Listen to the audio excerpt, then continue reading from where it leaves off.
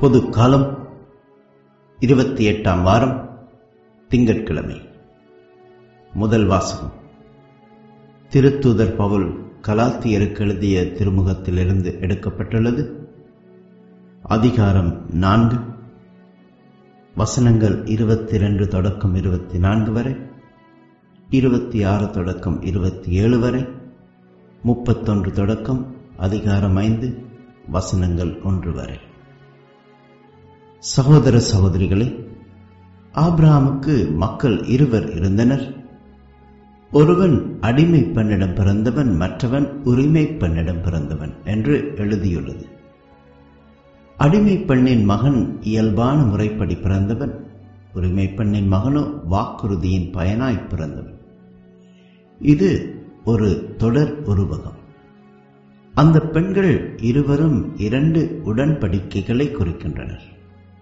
ஒன்று ஆகார் குறிக்கும் சீனாய் மலையில் செய்யப்பட்ட உடன்படிக்கை. அது அடிமை நிலையில் பிள்ளைகளை பெற்றெடுக்கின்றது. மேலே உள்ள எருசலேமோ உரிமை பெண், நமக்கு அன்னை. ஏனெனில் பிள்ளை பெறாத மலடியை மகிழ்ந்து பாடு, வேறு கால வேதனைகள் அறியாதவளே அக்களித்து பாடி முழங்கு.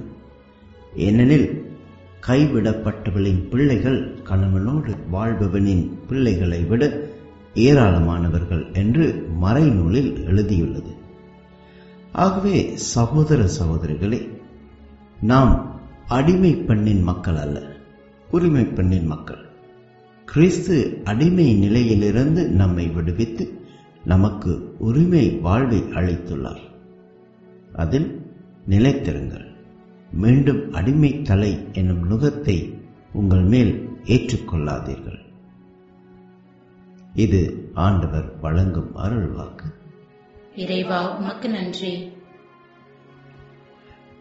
நற்செய்தி வாசகம் லூக்கா எழுதிய நற்செய்தியிலிருந்து எடுக்கப்பட்டுள்ளது.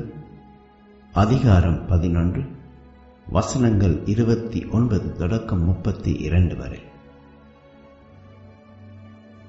அக்காலத்தில் மக்கள் வந்து கூட கூட இயேசு கூறியது: இந்த தீய தலைமுறையினர் அடையாளம் கேட்கின்றனர். இவர்களுக்கு யோனாவின் அடையாளத்தை தவிர வேறு அடையாளம் எதுவும் கொடுக்கப்பட மாட்டாது.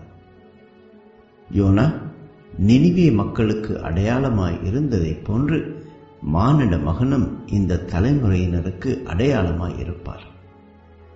தீர்ப்பு நாளில் தென்னாட்டு அரசி இத்தலைமுறையினரோடு எழுந்து இவர்களை கண்டனம் செய்வார். ஏனெனில் அவர் சாலமோனின் ஞானத்தை கேட்க உலகின் கடைக்கோடியிலிருந்து வந்தவர். ஆனால் இங்கிருப்பவர் சாலமோனிலும் பெரியவர் அல்லவா? தீர்ப்பு நாளில் நினிவே மக்கள் இத்தலைமுறையினரோடு எழுந்து இவர்களை கண்டனம் செய்வார்கள். ஏனெனில் யோனா அறிவித்த செய்தியை கேட்டு அவர்கள் மனம் மாறியவர்கள். ஆனால் இங்கிருப்பவர் யோனாவை விட பெரியவர் அல்லவா? இது கிறிஸ்து வழங்கும் நற்செய்தி. கிறிஸ்துவே, உமக்கு புகழ். அன்புக்குரியவர்களே, வழக்கமாக சொல்வார்கள், ஒரு தந்தை நீ யார் என்பதை உலகிற்கு காட்ட முயற்சிக்கிறார். ஓர் ஆசிரியர் உலகம் எது என்பதை உனக்கு காட்ட முயற்சி செய்கிறார். ஒரு குருவோ நீ யார் என்பதை உனக்கு காட்ட முயற்சி செய்கிறார். எல்லா குருக்களின் மேலான குருவாகிய இயேசு சட்டங்களை விட ஓர் உயர்வான வாழ்க்கை நெறியை பரிசேயர்களுக்கு சுட்டிக்காட்டினார். இதன் மூலம் அவர் அவர்களுக்கு அவர்களது உண்மைத்தன்மையை வெளிப்படுத்த முயற்சித்தார். அவர்கள் எப்படிப்பட்ட உயர் நிலையில் வாழ்வை அமைத்துக் கொள்ள முடியும் என்பதையும் எடுத்துரைத்தார். ஒரு வகையில் பார்த்தோம் என்றால், பரிசேயர்கள் இயேசு சொன்னதனுடைய உண்மைத்தன்மையை ஓரளவுக்கு உணர்ந்திருந்தார்கள். அதை அவர்களால் உதாசீனப்படுத்த முடியவில்லை. எனவேதான் அவர் கடவுளின் மகனாக இருக்கக்கூடுமோ என்ற சந்தேகத்தில் அவ்வப்போது அவரிடம் கேள்விகளை எழுப்புவதும் அடையாளங்களை கேட்பதுமாக இருந்தனர். அதே வேளையில் அவர்களிடம் திறந்த மனம் இருந்தது என்று சொல்லிவிட முடியாது. சட்டம்தான் எல்லாம் என்ற பழைய மனநிலை ஆழமாக ஊறிப்போயிருந்தது. இதன் காரணமாகவே இயேசுவின் செய்தியை கேட்டு அவர்களால் மனம் மாறி வர முடியவில்லை. தென்னாட்டு அரசியிடம் இருந்த தேடல் மனநிலையும் நினிவே நகர மக்களிடம் இருந்த திறந்த மனநிலையும் அவர்களிடம் இல்லாததே அவர்கள் மனமாறி வராததற்கான தடையாக இருந்தது என்பதை இன்றைய நற்செய்தியில் இறைமகன் இயேசு எடுத்துரைக்கிறார். சட்டம்தான் எல்லாம் என்ற பழைய மனநிலையில் ஊறி கிடந்த பவுல் கிறிஸ்துவை அனுபவித்த பிறகு புதிய மனநிலையை, இயேசு கொண்டு வந்த புதிய வாழ்வை தனதாக்கி இதயத்தில் எழுதப்பட்ட புதிய சட்டத்தின்படி வாழ்ந்தார். இந்த புதிய வாழ்வு தந்த மகிழ்ச்சியையும் நிறைவையும் நன்கு அனுபவித்தவர் புனித பவுல். எனவே பழைய சட்டத்தை மையப்படுத்திய வாழ்வை விட்டுவிட்டு புதிய ஆவியை மையப்படுத்திய வாழ்விற்கு கடந்து வர வேண்டும் என்ற செய்தியை ஓர் அழகிய உருவகத்தின் மூலம் இன்றைய முதல் வாசகத்தில் எடுத்துரைக்கிறார்.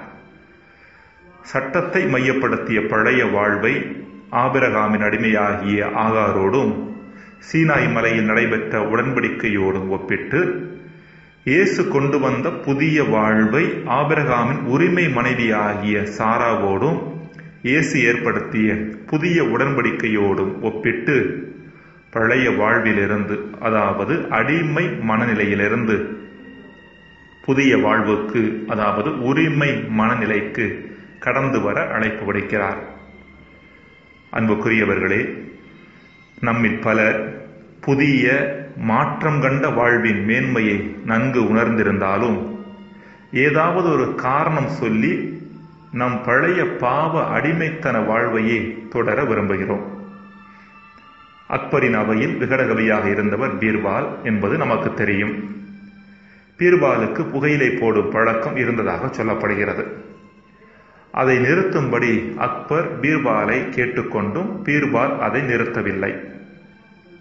ஒரு முறை அக்பரும் பீர்பாலும் புகையிலை தோட்டத்தின் வழியாக சென்று கொண்டிருந்தனர். அப்பொழுது அங்கு நின்று கொண்டிருந்த ஒரு கழுதை புகையிலை ஒன்றை முகர்ந்து பார்த்துவிட்டு வேகமாக தன் தலையை திருப்பிக் கொண்டது. இதை பார்த்த அக்பர், பார்த்தாயா பீர்பால், கழுதைகளுக்கு கூட புகையிலை வாசம் பிடிக்கவில்லை என்று கிண்டலாக சொன்னார்.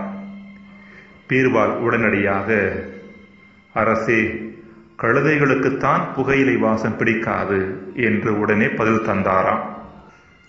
அன்புக்குரியவர்களை, நாம் கூட பீர்பால் போலத்தான் தவறான காரியங்கள் என்றாலும் அவற்றிற்கு நியாயம் கற்பித்துக் கொண்டு அவற்றிலேயே தொடர்ந்து நிலைத்து நிற்கின்றோம்.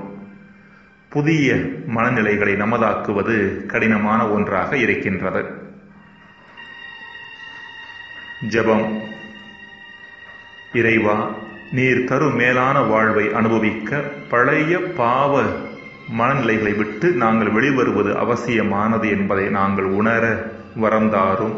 ஆமேன்.